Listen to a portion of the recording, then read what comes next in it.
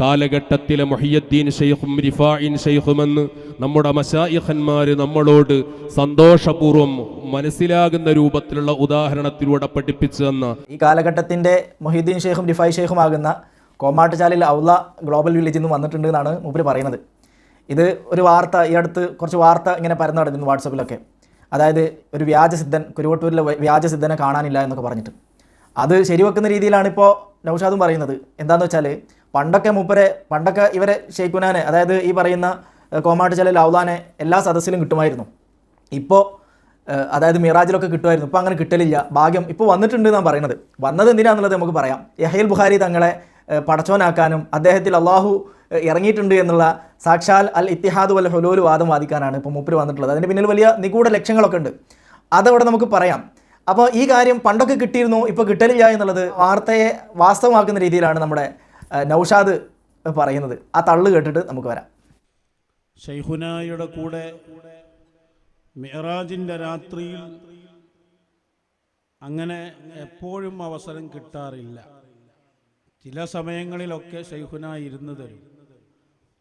നമ്മളിവിടെ വന്ന ആ കാലത്താണ് ഒരു മിഅ്റാജിന് ശൈഖുന ഇരുന്ന് മഗ്രിബ് നിസ്കരിച്ച് ശൈഖുനാൻ്റെ കൂടെ ഇരുന്ന് സദസ്സ് നീണ്ടുപോയി സുബിഹി വരെ നീണ്ട മജ്ലിസായിരുന്നു. വന്നു സുബിഹി കഴിഞ്ഞപ്പോൾ പറഞ്ഞു, ഇനി നമുക്ക് സുബിഹി നിസ്കരിച്ച് ബാക്കി പറയാം.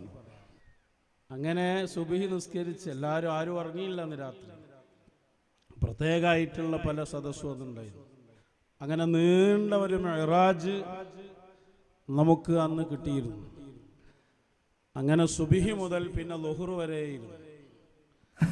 അപ്പോൾ മഗ്രിബ് നിസ്കരിച്ചിട്ട് ഇരുന്നതാണ്, സുബഹി നിസ്കരിക്കുന്നത്. അപ്പോൾ അതിൻ്റെ ഇടയിൽ ഇഷാ എന്നുള്ളത് അത് ഒരു വലിയ വിഷയമുള്ള കാര്യമില്ല. കാരണം ജുമുഅ നിസ്കരിക്കാത്ത ആൾക്കാർക്ക് ഇപ്പോൾ ഇഷാ ഒന്ന് നിസ്കരിക്കാതിരുന്നാൽ ഇപ്പോൾ അത്ര വലിയ സംഭവമൊന്നുമല്ല എന്നാണ് തോന്നുന്നത്. അത് കഴിഞ്ഞിട്ട് പിന്നെ ളുഹ്ർ വരെയും ഇരുന്നിട്ടുണ്ട്. അപ്പോൾ ഏതായിരുന്നാലും നമ്മുടെ ആ ഗ്ലോബൽ വില്ലേജിൽ കറങ്ങി നടക്കുന്ന ആ ലോകം നിയന്ത്രിക്കുന്ന മശായിക്ക് എന്തായാലും നമ്മുടെ നാട്ടിലെത്തിയിട്ടുണ്ട് എന്നുള്ള വിവരമാണ് ഇവിടെ പറഞ്ഞത്. അധികം നീട്ടാതെ വന്ന കാര്യം എന്താണെന്നുള്ളത് നമ്മുടെ ഗ്ലോബൽ ഷെയ്ഖ് തന്നെ പറയുന്നത്. അതായത് ഇപ്പോൾ നമ്മുടെ യഹ്യൽ ബുഖാരി തങ്ങൾ എന്ന് പറയുന്ന ഇവരുടെ ഇപ്പോൾ അടുത്ത് മുതൽ വലിയ ഷെയ്ഖായി കൊണ്ടു നടക്കുന്ന വ്യക്തി,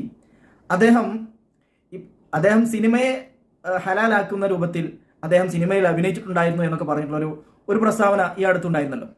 അപ്പോൾ സിനിമയെ ഹലാലാക്കുന്ന തരത്തിൽ, അഥവാ ഇന്ന് വരെ മുസ്ലിം ലോകം കേൾക്കാത്ത, മുസ്ലിം സമുദായം ഇതുവരെ ചിന്തിക്കുക പോലും ചെയ്യാത്ത പല കാര്യങ്ങളും, അത്ഭുതപരമാകുന്ന പല സംഭവങ്ങളുമാണ് മൂപ്പര് പറഞ്ഞിട്ടുള്ളത്. അതായത് മ്യൂസിക് ഇൻസ്ട്രുമെന്റ്സ് എല്ലാം ഹലാലാണ്, ഈ അദ്ദേഹം സിനിമയിൽ അഭിനയിച്ചിട്ടുണ്ട് എന്നൊക്കെ തരത്തിലുള്ള വിചിത്രമാകുന്ന പല വാദങ്ങളും അദ്ദേഹം വാദിച്ചിട്ടുണ്ട്. അപ്പോൾ ഇതൊക്കെ ചോദ്യങ്ങളാണ്. സാധാരണക്കാരുടെ അടുക്കൽ പോലും ഇതൊക്കെ ചോദ്യങ്ങളായിട്ട് നിലനിൽക്കുകയാണ്. അപ്പോൾ ഇതിനൊക്കെ ഒരു മറയിടാനാണ് ഇപ്പോൾ മൂപ്പർ ഇങ്ങോട്ട് ദുബായിൽ നിന്ന് വന്നിട്ടുള്ളത്. അപ്പം അതിന് പറ്റിയ ഒരു വാദമാണ് അൽ ഇത്തിഹാദ് വൽ ഹുലൂൽ, അഥവാ അവതാരവാദം എന്ന് പറയുന്ന വാദം. അതാണ് മൂപ്പരിവിടെ മുമ്പിൽ കാഴ്ചവെക്കാൻ പോകുന്നത്. അതായത് നമ്മുടെ യഹ്യൽ ബുഖാരി തങ്ങൾ അപ്ഡേറ്റ് ആയി ഇപ്പോൾ അള്ളാഹു അദ്ദേഹത്തിൽ ഇറങ്ങുന്നുണ്ട് എന്നാണ് ഇപ്പോൾ നമ്മുടെ കോമാടൻ ഔല പറയുന്നത്. കേൾക്കാം. ഇപ്പോൾ ഓർ സംസാരിക്കുന്ന സംസാരം അവർ അള്ളാഹുവിൽ നിന്ന് അവരെ ഏൽപ്പിച്ച കാര്യം അവരത് പറയുകയാണ്. അള്ളാഹു മുത്തക്കല്ലിമാണ്. അള്ളാഹു മുത്തക്കല്ലിമാകുന്നത് ഇവരിലൂടെയാണ്. അള്ളാഹു പറഞ്ഞില്ലേ, മൻ ആദാലി വലിയൻ, ഇന്നെ ഒരുത്തൻ ഇടങ്ങേറാക്കിയാൽ എന്നാ അള്ളാഹ് പറയണേ. മൻ ആദാലീൻ, ഇന്നെ ഒരുത്തൻ ഇടങ്ങേറാക്കിയാൽ വലിയൻ, ഞാൻ വലിയായി നിങ്ങളെ മുന്നിൽ വരുന്ന അവസ്ഥയിൽ. അത് നേരെ അള്ളാഹിനെ ഇടങ്ങേറാക്കൽ തന്നെ. അള്ളാഹു മുത്തക്കല്ലിമാണ്.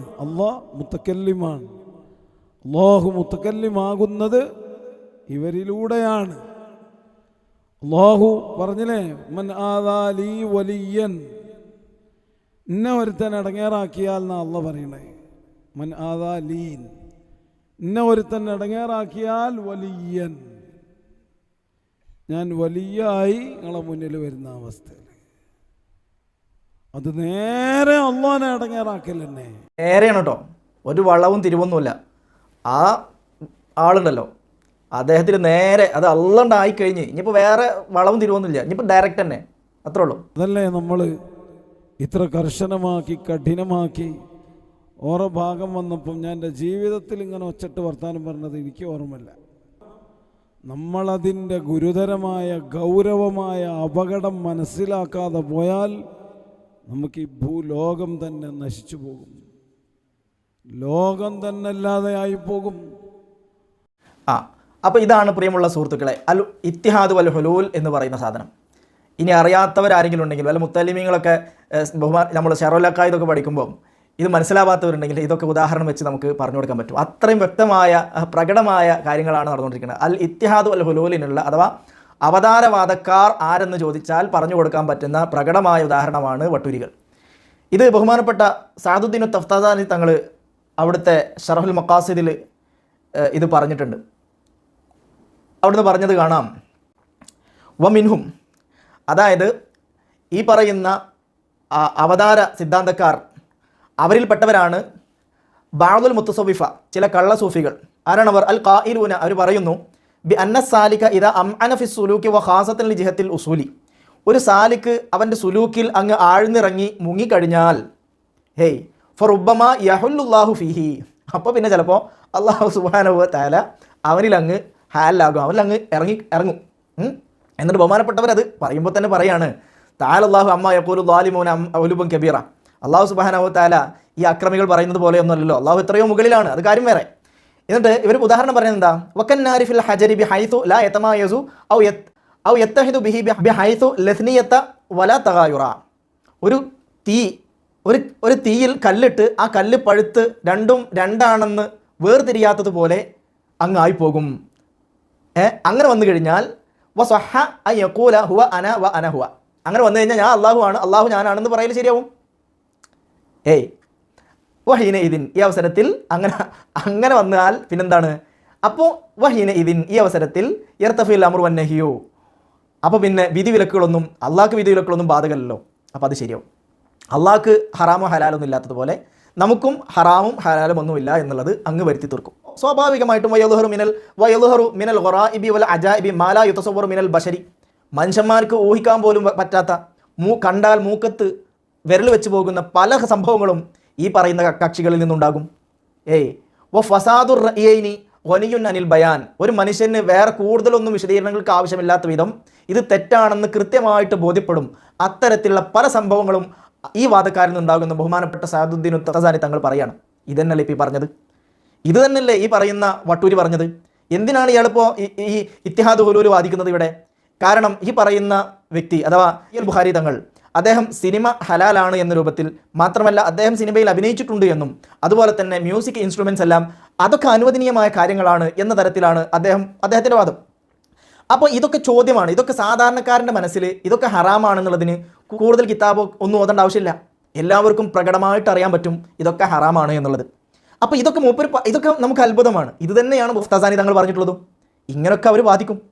അപ്പോൾ ഇങ്ങനെ അപ്പോൾ ഇത്തിഹാദ് ഹുലൂൽ, അപ്പോൾ അള്ളാഹിൻ്റെ വലിയാണ് വെറും വലിയല്ല, അള്ളാഹു ലയിച്ച, അത് അള്ളാഹ് തന്നെയാണ് എന്നാണ് ഉപരി പറഞ്ഞു വന്നത്. അങ്ങനെ വന്നു കഴിഞ്ഞാൽ പിന്നെ നിങ്ങൾ ഈ പറയുന്ന സഅദുദ്ദീൻ തഫ്താസാനി തങ്ങൾ പറഞ്ഞതുപോലെ ഈ പറയുന്ന കക്ഷി അദ്ദേഹം സിനിമ വാദിക്കും, സിനിമ ഹലാലാണെന്ന് വാദിക്കും, അതുപോലെ തന്നെ ഇദ്ദേഹം സിനിമയിൽ അഭിനയിച്ചിട്ടുണ്ട് എന്നുള്ളതൊക്കെ ഇദ്ദേഹം വാദിക്കും. അതൊന്നും ചോദ്യം ചെയ്യാൻ പാടില്ല. കാരണം എന്താ? അവർ വസഹ അൻ യഖൂല അന ഹുവ വ ഹുവ അന, പറഞ്ഞാൽ ശരിയല്ല. അതായത് ഞാൻ അള്ളാഹു ആണ്, അള്ളാഹു ഞാനാണ്, അവർക്കിത് പറയൽ സാധ്യമാകും. അപ്പോൾ ഇനി അടുത്ത അപ്ഡേഷനിൽ ചിലപ്പോൾ ഈ പറയുന്ന കക്ഷിയും ഇതുപോലെ റബ്ബായിട്ടൊക്കെ വന്നേക്കാം. അത് മുമ്പ് വന്നിട്ടുണ്ട്. അപ്പോൾ ഇത് പറയാനാണ് മൂപ്പര് ദുബായിൽ നിന്ന് ചാടി കളിച്ചിട്ട് ഇങ്ങോട്ട് വന്നിട്ടുള്ളത്. അപ്പോൾ ഇങ്ങനെ ആൾ ദൈവങ്ങൾ ഉണ്ടാക്കുന്ന ഒരു ഫാക്ടറി ആയിട്ടാണ് നമ്മുടെ ഈ പറയുന്ന കുരുവട്ടൂർ ആല മാറിയിട്ടുള്ളത്.